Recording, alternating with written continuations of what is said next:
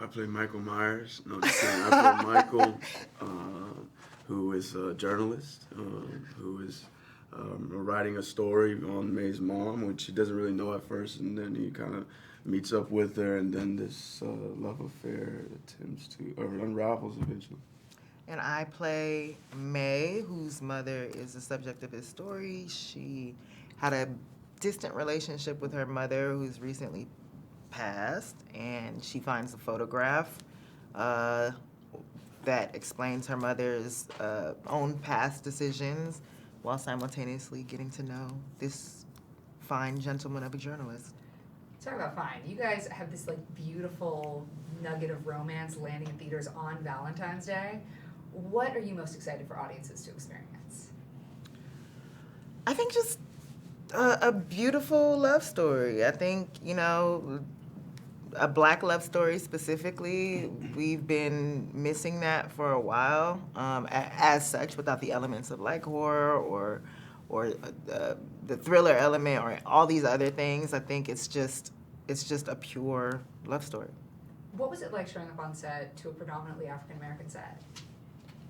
That's the norm for me. Yeah, me too. Love it. I'm lucky enough to say I've been on enough, and I do love when that's the case, because it's just a familiar thing, and you're gonna be on some all white sets. You ain't got to worry about that. So being on a black one is quite nice, and it's like, we all understand each other, at least to some degree.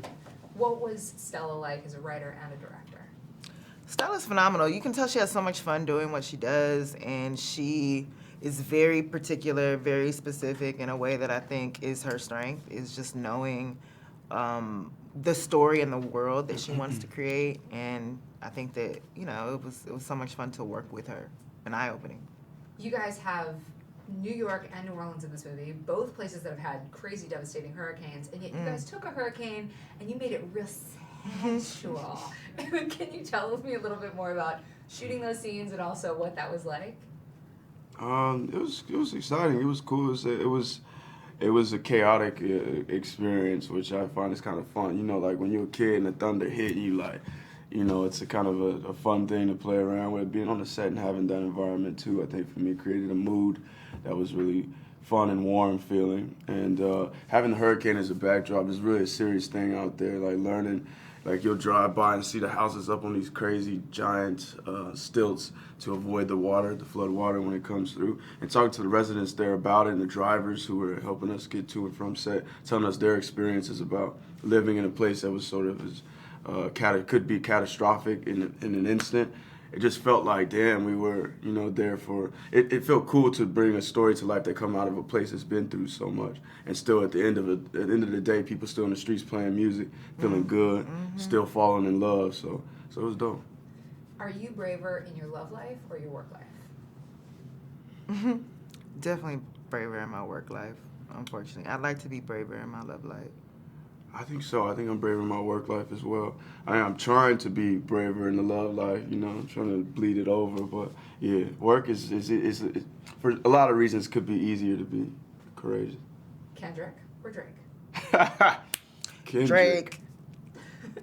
Why? I mean, there's no competition. We really had this argument in real life. I mean, he's a real Kendrick stan, and I really respect Kendrick, but I'm a Drake stan till I die.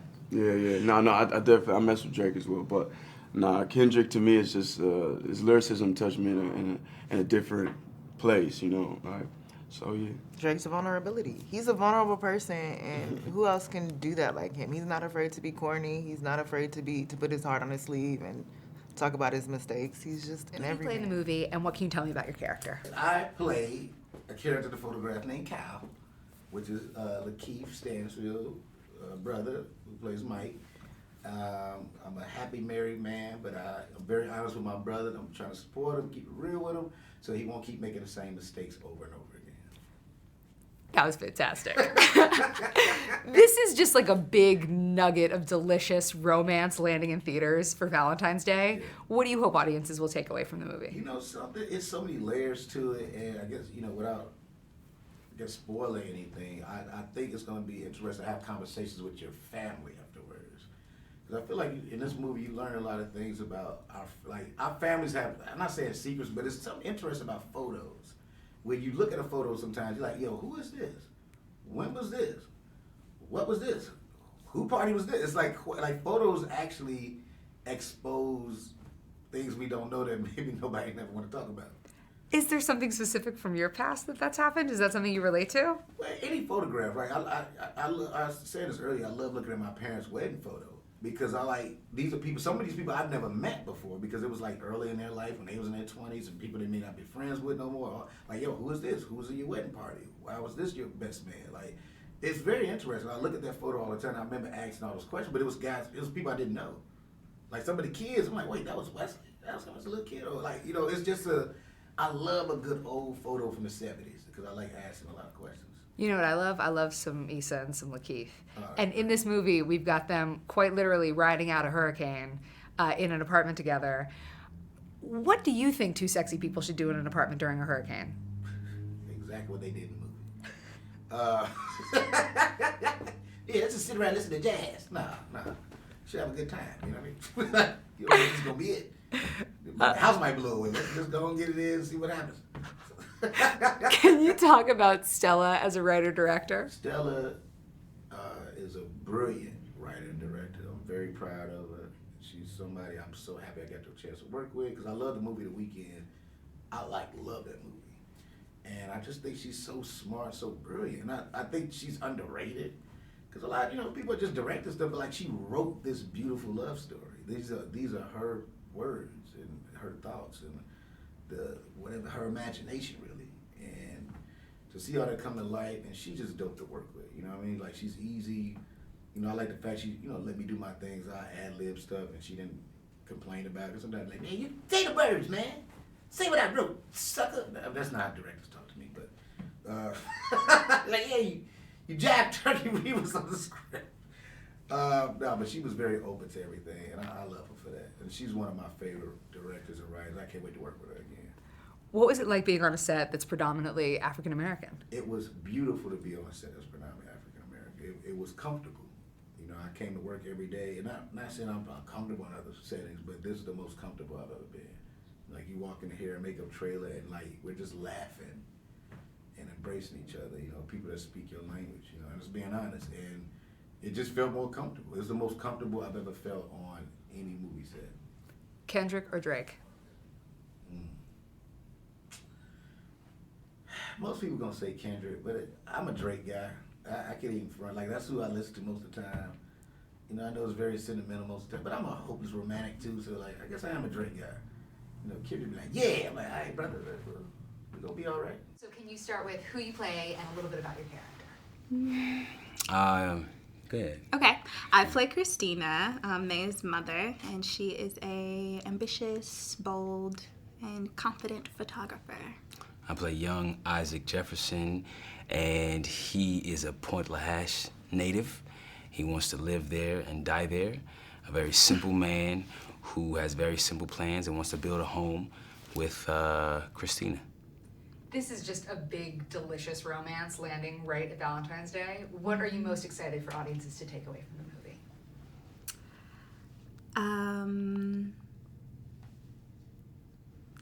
Okay. I just was like, let me think of a new answer. But no, I'm most excited for people to see our movie and realize that they have somebody that they need to call or make up with, or, there's going to be that, sibling, relative, or even lover that it's time to reconnect, and don't let love go.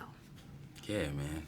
That's a good one. I don't know if I could, that's I'd have to say that. Just like that unconditional aspect of love where it's just like, forgive a couple people, just say, all right, forgiveness. Like, just try to love yourself, just, dang, it's hard to talk about. But yeah, love, man. Just find love by any means necessary. Mm-hmm. Yeah. What was it like being on a set like this that was predominantly African American, and you got Stella as a Black female writer-director? It's like a baby heaven. Yeah. Yeah. It was inspirational. It was fun. Beautiful. Yeah. Couldn't have asked for better. It's like a summer camp kind of vibe.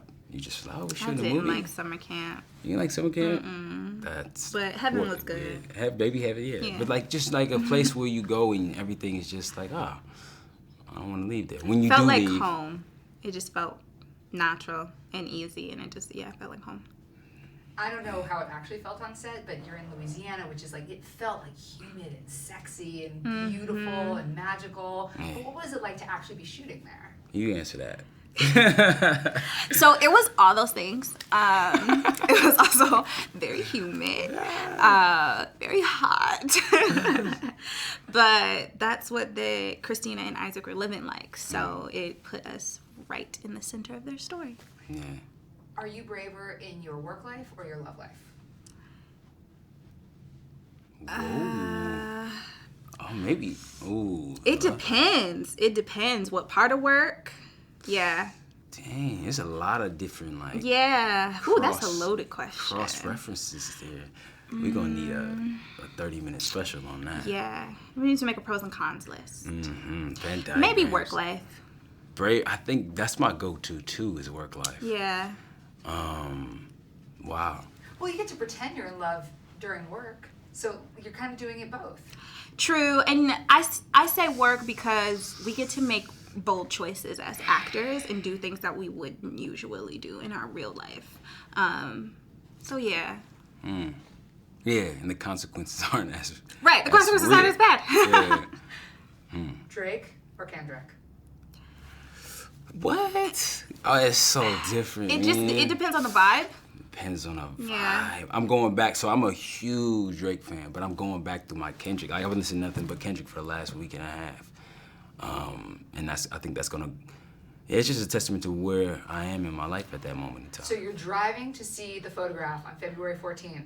What are you putting on? Drake. I gotta go with Kendrick.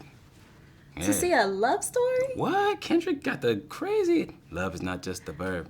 Yes, You could look well, in the mirror. He got love. love joints, and he goes deep when it comes to love joints. Okay, but Drake, Drake is like the he guy. takes care of strippers and like Yeah, holds but it's them like a close. broken. But it's like a broken love. It's an honest, vulnerable love. But it's yeah. That's a good question, man. Yeah, They're that's a both. good one. Those of them. Those are the guys, man. I gotta go with both. I gotta use that. Stella, why were you excited to direct this movie?